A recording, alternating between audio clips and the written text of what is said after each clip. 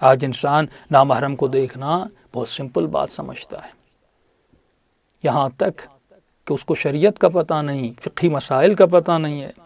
معصومین یہاں تک فرماتے ہیں انسان اس مہینے میں اپنی آنکھوں کو گناہوں سے بچایا کرو، اس مہینے میں اپنی زبان کو گناہوں سے بچایا کرو، اس مہینے میں اپنے کانوں کو گناہوں سے بچایا کرو۔ میں گفتگو کے درمیان جو مسائل مجھ سے پوچھے جا رہے ہیں ان کو بھی ڈسکس کرنا چاہتا ہوں۔ دیکھیے، شرعاً حرام ہے ایک خاتون مرد ڈاکٹر سے اپنا چیک اپ کروائے۔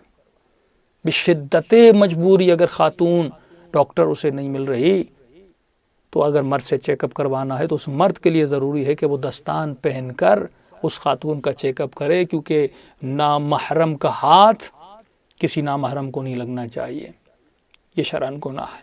اور افسوس سے کہنا پڑتا ہے ہمارے متدین لوگ جو نماز شب پڑھنے والے ہیں وہ بھی فقہی مسائل سے آگاہ نہیں ہیں۔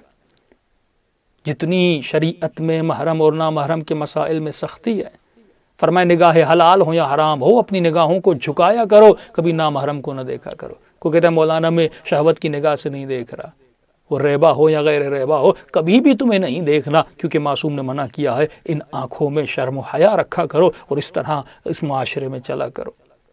لیکن آج ایک متدین باپ، ایک متدین شوہر جو نمازی ہے، جو نظریاتی ہے، وہ ان فقہی مسائل سے آشنا نہیں ہے۔ تھوڑا سی دانت کی بھرائی کرنی ہوتی ہے اور دانت کو نکالنا ہوتا ہے، یہ اپنی بیوی کو لے کر جاتا ہے، یہ خاتون ایک ڈاکٹر کے پاس جاتی ہے۔ یہاں تک معصوم فرماتے اگر اتنی مجبوری ہے کہ اگر تمہیں ڈاکٹر کے پاس جانا ہے اور اسے معائنہ کروانا ہے اور وہاں پر چیک اپ کروانا ہے اور وہاں پر کوئی خاتون نہیں ہے، ایک ہی مرد ڈاکٹر ہے، تو اس ڈاکٹر پر ضروری ہے کہ وہ ڈائریکٹ اس خاتون کے جسم کو نہ دیکھے، سامنے آئینہ رکھا جائے اور آئینے میں دیکھے کہ اس کا مسئلہ اس کے ہاتھ میں کیا ہے یا کہیں پر زخم ہے تو اس کا مسئلہ کیا ہے، ڈائریکٹ نگاہیں اس کے اوپر نہ ڈالے۔ لیکن آج ایک دانت کو بھرانا ہوتا ہے، یہ خاتون ایک ڈاکٹر کے سامنے لیٹ جاتی ہے اور وہ ڈاکٹر اس کے دانت کو بھر رہا ہوتا ہے۔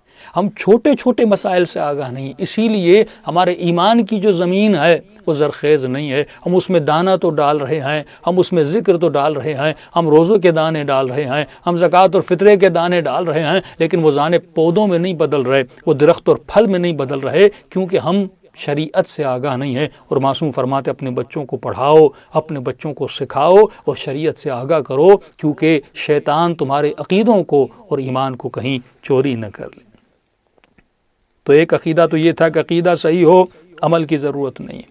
آج معاشرہ اسی فکر میں مبتلا ہے، یعنی کہتے ہیں عقیدہ مولا علی رکھو، عقیدہ ولایت رکھو، نماز پڑھو، اپنا عزاداری کرو، لیکن تمہیں عمل کی ضرورت نہیں ہے۔